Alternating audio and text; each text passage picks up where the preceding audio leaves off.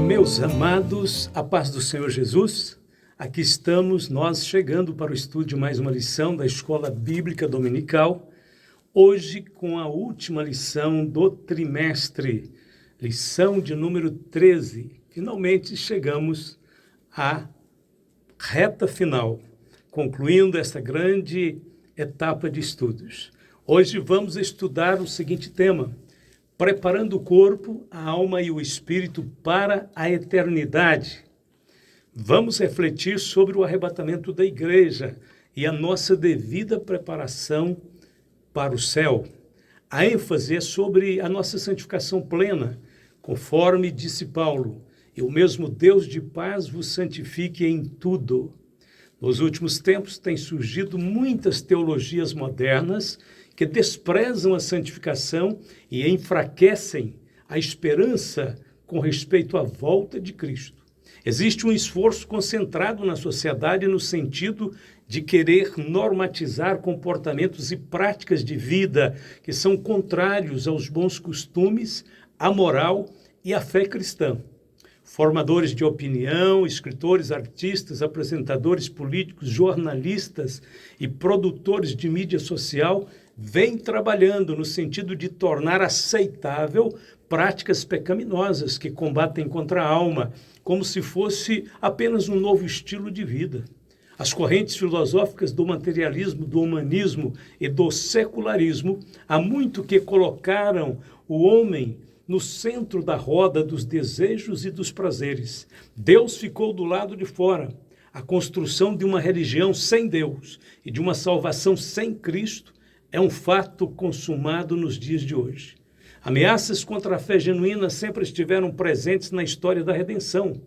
Durante a monarquia de Israel, os avisos de advertências vieram de uma forma muito intensa através do ministério dos profetas. Coisa espantosa e horrenda se anda fazendo na terra. Os profetas profetizam falsamente e os sacerdotes dominam pelas mãos deles. E o meu povo assim o deseja. O que fareis no fim disso? Jeremias 5, 30 e 31. No Novo Testamento encontramos dezenas de outras advertências relacionadas com os últimos dias, conforme escreveu Paulo. Mas o Espírito expressamente diz que, nos últimos tempos, apostatarão alguns da fé, dando ouvidos a espíritos enganadores e a doutrinas de demônios. 1 Timóteo 4:1. O alerta diz respeito aos falsos pregadores e mestres que surgiriam no seio da igreja. Uma nova onda de falsos pregadores surgiria, levando muitos ao abandono da fé original. Com certeza, as falsas pregações incluiriam um evangelho social, centrado no homem e numa salvação que tem a ver apenas com conquistas materiais. Um evangelho sem arrependimento, sem conversão, sem novo nascimento, não é evangelho.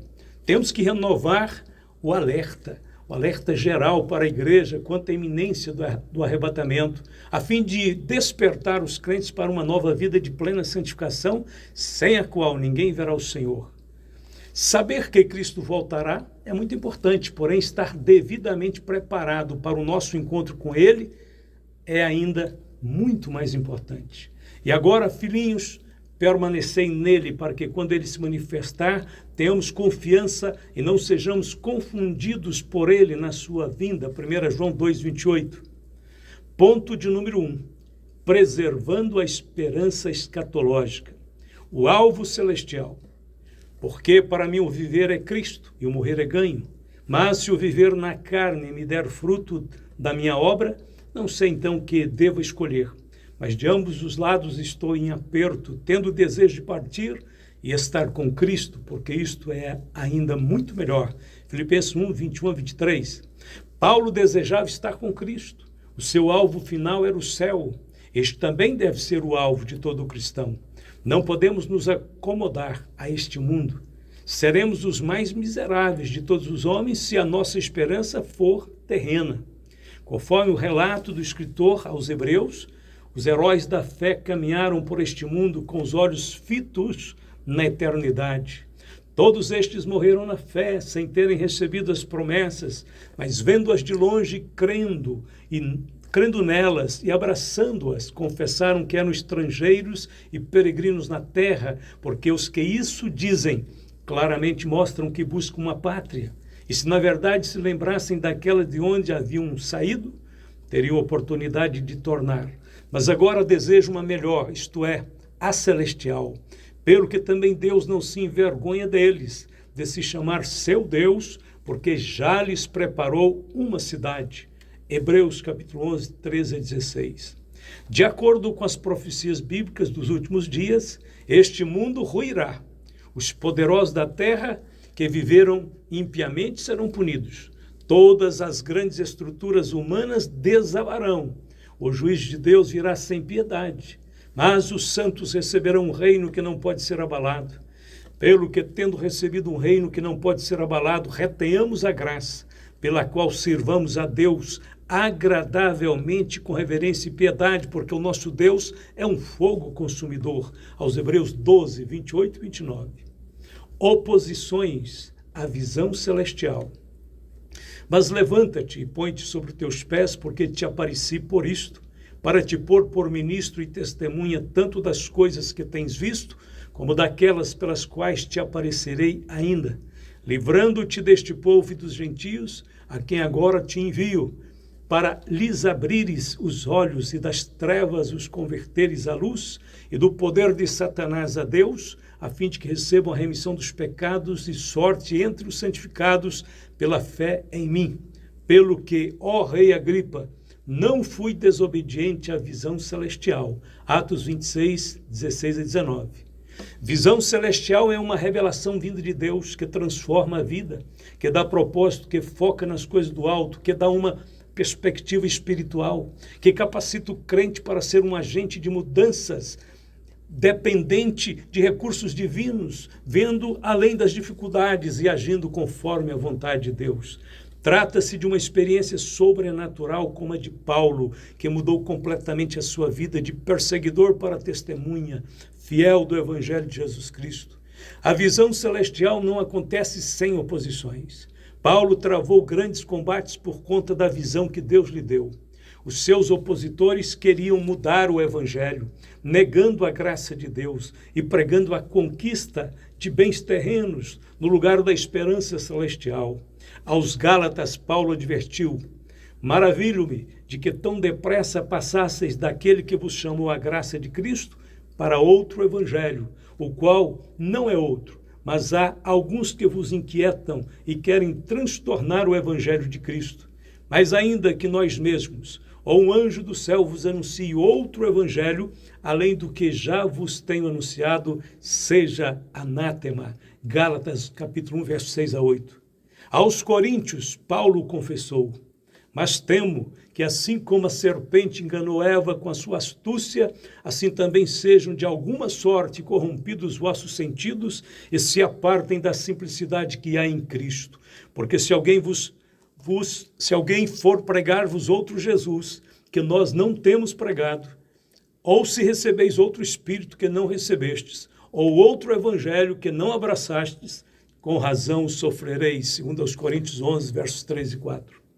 Inimigos da cruz de Cristo, porque muitos há, dos quais muitas vezes vos disse, e agora também digo, chorando, que são inimigos da cruz de Cristo. O fim deles é a perdição, o Deus deles é o ventre, e a glória deles é para a confusão deles mesmos, que só pensam nas coisas terrenas. Filipenses 3, 18 e 19. Esse grupo de novos convertidos tinha unido a igreja pensando apenas nas comidas e na conquista de bens materiais e eram inimigos da cruz de Cristo. Eles não queriam sofrer por amor a Cristo e para eles o Senhor Jesus Cristo não passava de um meio para atingirem os seus fins egoístas. Quantos milhares de cristãos hoje em dia também estão vivendo essa mesma fé egoísta e carnal?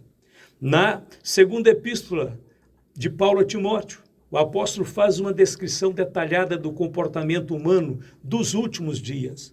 Sabe, porém, isto, que nos últimos dias sobrevirão tempos trabalhosos, porque haverá homens amantes de si mesmos, avarentos, presunçosos, soberbos, blasfemos, desobedientes a pais e mães, ingratos, profanos, sem afeto natural, irreconciliáveis, caluniadores, incontinentes, cruéis, sem amor para com os bons, traidores, obstinados, orgulhosos, mais amigos dos deleites do que amigos de Deus, tendo aparência de piedade, mas negando a eficácia dela. Destes, afasta-te. 2 Timóteo 3, de 1 a 5.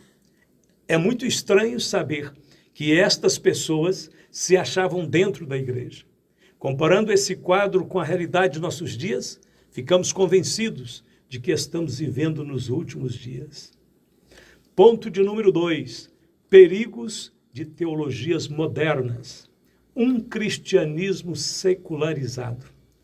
As imensas catedrais europeias, símbolo da expansão e da opulência cristã, atualmente servem mais para os propósitos culturais e turísticos do que ao culto e adoração. Não apenas na Europa, mas em vários países do mundo, é possível usar o título de cristão sem sequer conhecer o Evangelho e os valores morais. Na maioria dos casos, as grandes catedrais só são visitadas em datas excepcionais, tais como Natal e Páscoa. E quando ficam cheias, o seu espaço interno é disputado por muitos turistas e por poucos religiosos, onde uns oram e a maioria fazem selfie. A secularização é entendida como o declínio da fé cristã e a substituição da fé por outras formas de crenças de natureza materialista, como a crença na ciência, na razão ou no materialismo histórico. Muitos líderes religiosos e seus adeptos usam o título cristão apenas para defenderem pautas ideológicas, sociais, políticas e econômicas que nada têm a ver com o reino de Deus. São militantes que embarcam no meio cristão para galgarem cargos políticos sob o pretexto de que serão defensores da igreja. O povo de Deus precisa ter mais discernimento espiritual para não se tornarem massa de manobra. Grande parte desses irmãos aí, entre aspas, políticos, nunca nasceram de novo. E a única coisa que eles querem é prestígio pessoal, é dinheiro. Eles fazem parte da família dos falsos profetas, conforme escreveu Pedro, e muitos seguirão as suas dissoluções, pelos quais será blasfemado o caminho da verdade. E por avareza farão de vós negócio, com palavras fingidas, sobre os quais já de largo tempo não será tardia a sentença e a sua perdição não dormita. 2 Pedro capítulo 2, versos 2 e 3. Quanto mais a igreja se envolve com a política, mais se vulgariza e enfraquece. Quanto mais secularismo, menos poder. Enquanto estamos preocupados em ter representantes na política, Satanás está levando muitas almas para o inferno. As grandes questões do mundo jamais serão resolvidas nos debates políticos, mas sempre no altar da intercessão. Deus não trabalha a partir das assembleias legislativas ou do Congresso Nacional. Não, Deus trabalha a partir de sua igreja. Não é que as pessoas estão deixando de ser cristãs. O problema é que elas querem ser cristãs secularizadas. Segundo a palavra do Senhor, esse tipo de igreja não subirá no arrebatamento. Assim, porque és morno, não és frio nem quente, vomitar-te-ei da minha boca. Apocalipse 3,16. Se queremos ser a igreja do arrebatamento, temos que vencer o secularismo, temos que voltar ao primeiro amor. Falsos discursos, pelo que rejeitando toda imundícia e acúmulo de malícia, recebei com mansidão a palavra em vós enxertada, a qual pode salvar a vossa alma. E sede cumpridores da palavra e não somente ouvintes, enganando-vos com falsos discursos. Tiago, capítulo 1, versos 21 e 22. Os falsos discursos são as pregações vazias, carregadas com chavões psicológicos, da autoajuda, desprovidas da verdadeira piedade cristã. Tem muita gente vibrando com este lixo de pregação. Surgem muitas vozes que dizem ser proféticas, mas que querem remover os marcos antigos da santidade e da consagração a Deus. Alguém afirmou Nunca remova uma cerca sem primeiro saber por que ela foi construída. Antigos pastores zelosos da igreja, no passado, estabeleceram marcos espirituais importantes para a saúde espiritual da igreja. Porém, novos ministros chegaram e removeram estes marcos. O resultado é que muitas comunidades cristãs perderam a sua identidade e perderam o seu testemunho diante da sociedade. Hoje a igreja é zombada e escarnecida pela maioria das pessoas. Por quê? Porque falta pureza e também falta autoridade espiritual. Um apóstata não está errado apenas em termos doutrinários. Ele também está errado em termos morais. A corrupção da sua doutrina é sempre precedida pela corrupção da sua vida moral e espiritual. Muitos pregadores modernistas cristãos estão mudando os seus ensinamentos a fim de continuarem vivendo uma vida relapsa, muitas vezes até em pecado. Eles estão calando as suas próprias consciências. Convicção e comportamento sempre andam juntos. Muitos que militavam na linha de frente do evangelho se tornaram presas do maligno. Por razões completamente estranhas ao nosso entendimento, deixaram de crer nas doutrinas fundamentais do evangelho e se tornaram pregadores de heresias destruidoras, conforme escreve o apóstolo Pedro. Mas houve também entre o povo falsos profetas, como entre vós haverá falsos mestres, os quais introduzirão encobertamente heresias destruidoras, negando até o Senhor que os resgatou, trazendo sobre si mesmos repentina destruição, 2 Pedro 2:1. É comum, hoje em dia, ouvirmos pregações que falam de uma salvação sem o Salvador, de uma conversão sem o milagre da regeneração e de um céu sem a obra da santificação. Prosperidade, existencialismo e engajamento cultural. Desde o século XVII, o continente europeu vivia forte influência da doutrina calvinista, comprometida com os valores do trabalho e da acumulação de riquezas. Ao homem cabia a tarefa de trabalhar arduamente para ampliar seu patrimônio, demonstrando sua coragem e fé. Já naquela época, pobreza e doenças eram vistos como frutos de falta de fé e de coragem para investir financeiramente no reino de Deus. A teologia da prosperidade surgiu no século XIX, nos Estados Unidos, como uma corrente teológica cujo eixo central era a comercialização da fé cristã a partir da deturpação dos ensinos bíblicos. Como diferencial, defendia ardorosamente o acúmulo de riquezas materiais. Os pregadores da teologia da prosperidade foram influenciados por seitas metafísicas, como a ciência cristã, o poder do pensamento positivo e o novo pensamento. Esses movimentos ganharam projeção ao disseminarem a mensagem de que tudo o que dizemos com fé se torna realidade. Se usarmos o poder da mente criativa, tudo vai acontecer. Esse poder mental funciona, segundo eles, em conexão com a fé em Jesus e exige que busquemos as riquezas materiais e uma boa saúde. A miséria e as doenças são frutos do pecado, segundo eles, e todo sofrimento deve ser interpretado como falta de fé. Está errado, porém sabemos que não é assim. Os heróis da fé não viveram isentos de perseguições e doenças. A Bíblia diz, e outros experimentaram escárnios e açoites e até cadeias e prisões. Foram apedrejados, cerrados, tentados, mortos a fio de espada. Andaram vestidos de peles de ovelhas e de cabras, desamparados, aflitos e maltratados. Homens dos quais o mundo não era digno, errantes pelos desertos e montes e pelas covas e cavernas da terra.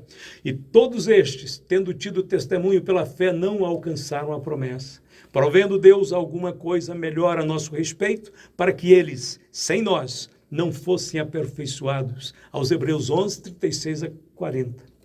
Jesus preveniu os seus discípulos sobre a possibilidade de sofrer aflições no mundo.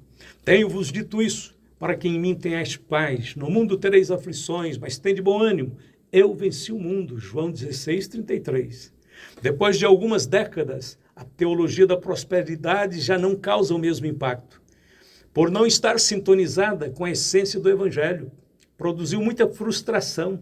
Embora a fé cristã seja acompanhada de muitas bênçãos terrenas, esse não é o seu alvo principal, não é o núcleo da sua operação.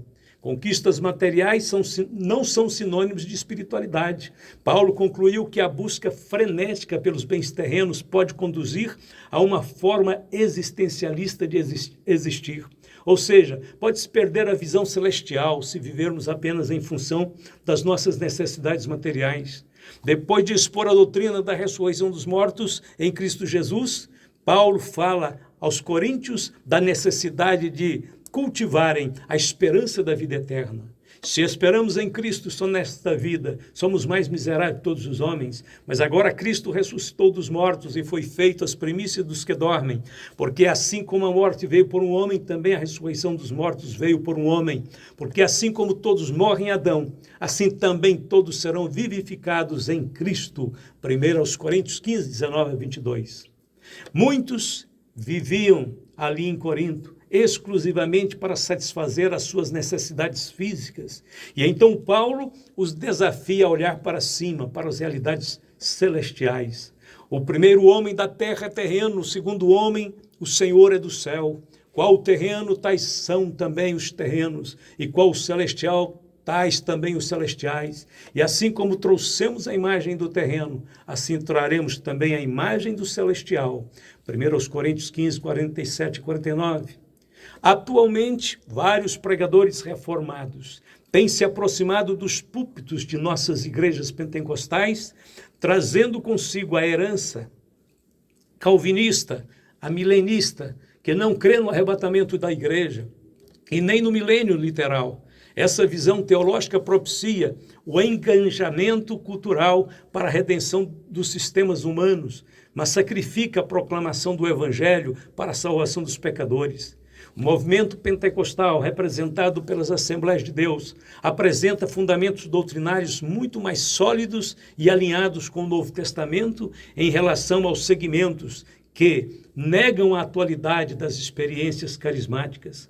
Os dons do Espírito Santo são para os nossos dias. Eles nos ajudam a viver em novidade de vida e em comunidade fraterna. Da mesma sorte, a visão escatológica pentecostal está muito mais ligada ao comportamento e à prática da igreja, dada a crença na iminência do arrebatamento.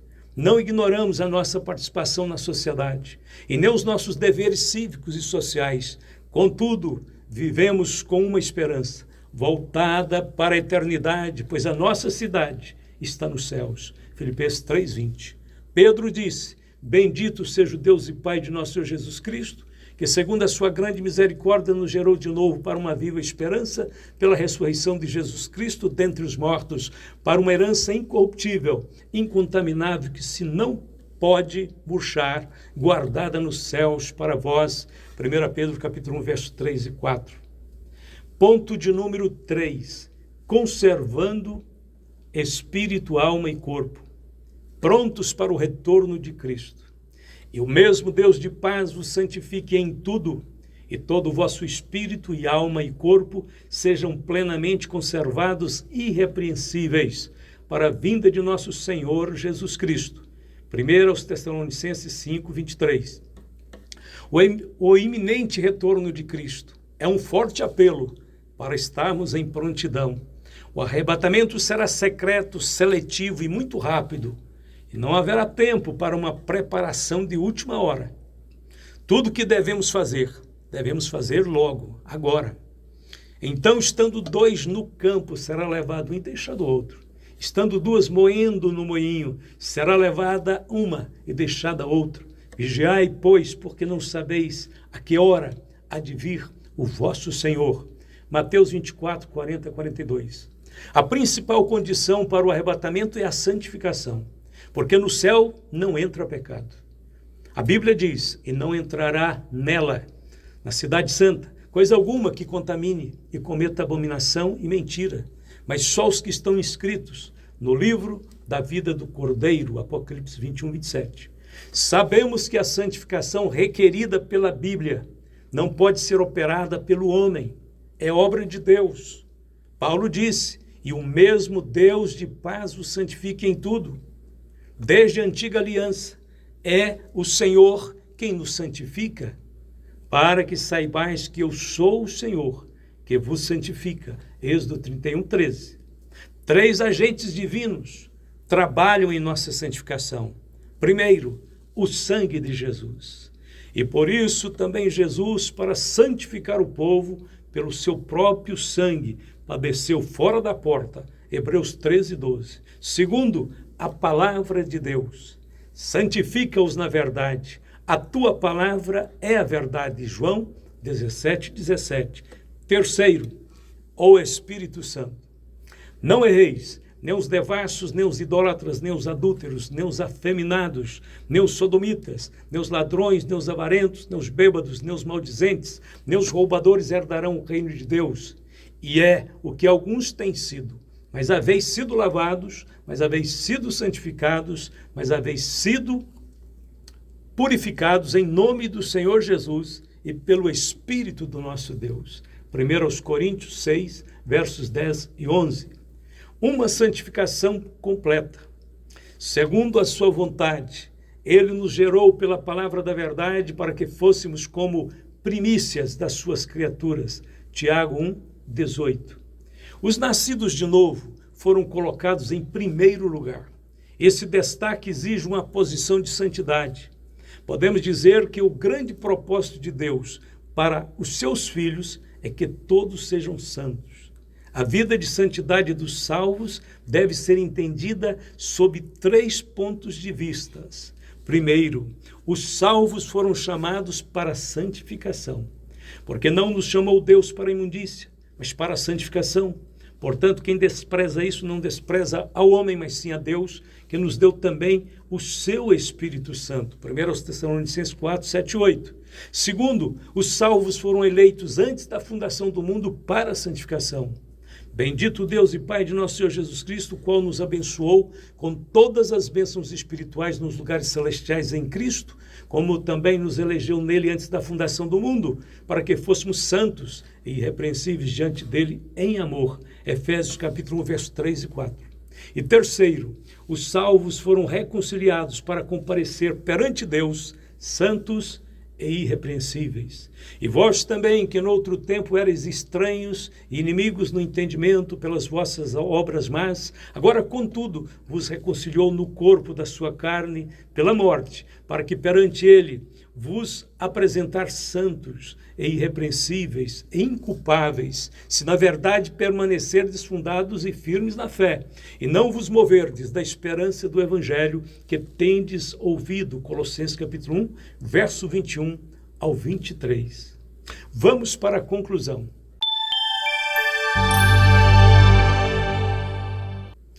Finalizando o estudo de hoje e fechando o trimestre, só tenho que agradecer a Deus e a cada um de vocês pela companhia, pela participação em nossos estudos. Lembro-me com muita gratidão que o Senhor nos sustentou durante os 4 trimestres deste ano, sem faltarmos nenhuma aula. Louvado seja Deus, é muita bênção. Tenho certeza de que houve dias felizes e dias difíceis para todos nós, mas o Senhor nunca nos deixou sozinhos. Agora devemos nos preparar para o ano novo. E é o que eu quero dizer para você. Desejo de todo o meu coração para você, desejo para a sua família, que vocês tenham boas festas em casa, um abençoado ano de 2026 com Jesus. Vamos orar e agradecer a Deus. Querido Pai Celestial, Deus eterno e poderoso, a glória e o poder pertencem a Ti, Senhor. Nós Te adoramos e Te louvamos em Jesus Cristo, reconhecendo, Senhor, a grandeza do Teu nome, o poder da Tua palavra, a virtude da Sua presença. Pai, oramos por todos os meus irmãos, oramos pelos que seguem o Teu caminho, às vezes com grandes dificuldades, mas são fiéis. Oro, Senhor, para que esta virtude, essa esperança renovadora do Espírito Santo esteja presente na vida de todos os meus irmãos. Todos que compartilharam desta lição, sejam eles tocados pelo poder do alto. Recebe agora, meu querido irmão, minha querida irmã, recebe agora a unção do Senhor. O Senhor está sobre a tua vida, o Espírito Santo está movendo sobre nós. Ele quer levantar um exército de homens e mulheres que pregam a sua palavra com intrepidez, coragem e autoridade. Glória a Deus! Vamos encher o mundo com a palavra do Senhor. Que Que o Senhor abençoe e guarde a cada um dos meus queridos irmãos. Nós louvamos o Senhor, agradecidos hoje e sempre. Amém e amém.